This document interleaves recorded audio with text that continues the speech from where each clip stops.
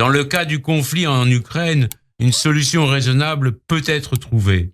Oui, avec des concessions territoriales, mais cela ne vaut-il pas mieux que cet horrible conflit qui risque de nous entraîner tous dans une guerre généralisée? Une guerre qui viendrait à nouveau détruire l'Europe pour les prochaines décennies. L'Europe s'est déjà suicidée par 2 fois lors des guerres mondiales du XXe siècle. Il serait impardonnable de recommencer.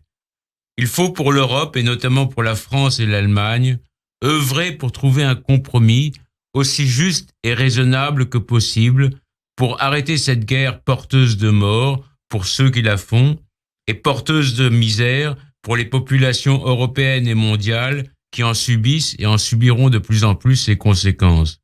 Ajoutons que l'Europe s'est bâtie sur la victoire sur le nazisme et qu'il est contradictoire pour l'Europe d'aujourd'hui de demeurer volontairement silencieuse alors que depuis 2014, le régime ukrainien renverse les monuments commémorant la victoire sur le nazisme et dresse des statues, baptise des stades, nomme de larges avenues en l'honneur des nationalistes ukrainiens qui, au cours de la Seconde Guerre mondiale, ont collaboré avec les nazis et exterminé des dizaines de milliers de familles juives.